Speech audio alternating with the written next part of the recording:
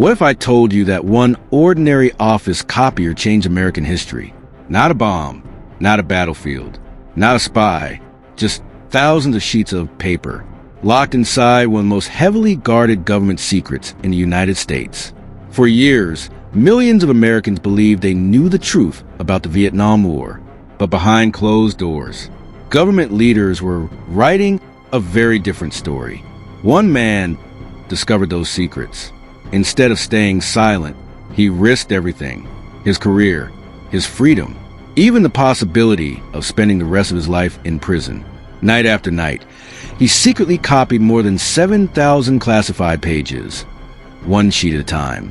When those documents reached the newspapers, they shocked the nation, triggered one of the biggest legal battles in American history, and forever changed the relationship between the government, the media, and the American people.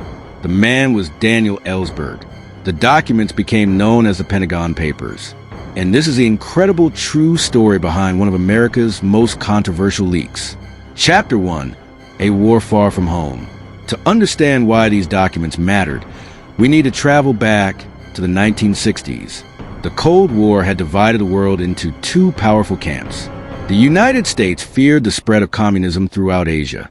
American leaders believed that if one country fell, neighboring countries might soon follow. This became known as the domino theory. Vietnam soon became one of the most important battlegrounds of the Cold War. Year after year, the United States increased its military involvement. More soldiers were deployed. More money was spent. More lives were placed at risk. At home, Americans watched the conflict unfold on television every evening. Many trusted that their leaders were sharing an accurate picture of the war. But inside government offices, a different conversation was taking place. Chapter 2, The Secret Report. In 1967, Secretary of Defense Robert McNamara ordered a secret study of America's involvement in Vietnam. The project brought together military officers, historians, intelligence analysts, and government experts. For months, they reviewed classified reports, diplomatic cables, military plans, and presidential decisions. The result was a massive report containing more than 7,000 pages across dozens of volumes. Every page was marked top secret. The report documented years of decision-making by multiple presidential administrations. Only a small circle of officials was allowed to read it. The American public knew nothing about its existence. Chapter 3, The Man Who Changed History.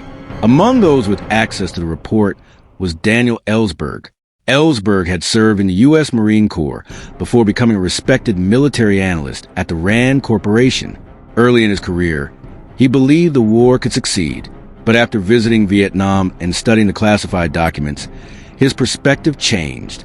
He became convinced that the public deserved to understand how major decisions had been made.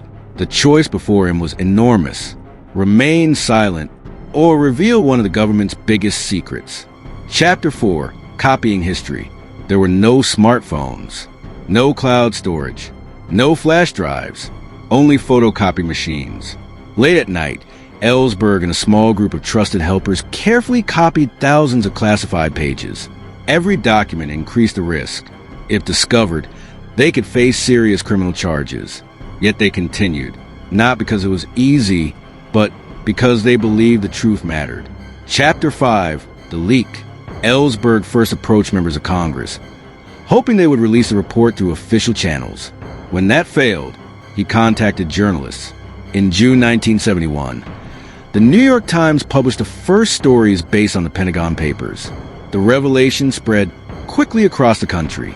Readers discovered that internal government assessments often differed from what many officials had said publicly about the Vietnam War.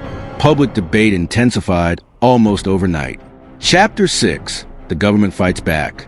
The U.S. government immediately tried to stop further publication. Officials argued that releasing classified information could threaten national security. Soon, the Washington Post and other newspapers also began publishing stories based on the documents. The conflict reached the United States Supreme Court. In a landmark decision, the court ruled that the government had not shown sufficient legal grounds to prevent publication in advance. The ruling became one of the most important victories for freedom of the press in American history.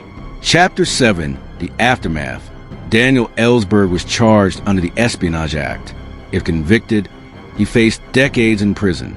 But during the trial, evidence of government misconduct emerged. The judge dismissed all charges, although the legal case ended.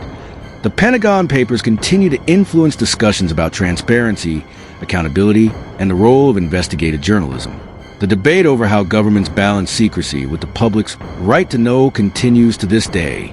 Conclusion: the Pentagon Papers did not end the Vietnam War, but they changed the way many people viewed government secrecy. They reminded the world that informed citizens are an essential part of democracy. They demonstrated the power of investigative journalism, and they proved that sometimes the most powerful weapon isn't a missile, it isn't an army, it's the truth written on a single sheet of paper. OUTRO, if you enjoyed this documentary, subscribe to Story Nest for more true stories about the Cold War, declassified intelligence, espionage, political history, and the hidden events that shaped our modern world. Thank you for watching, and we'll see you in the next documentary.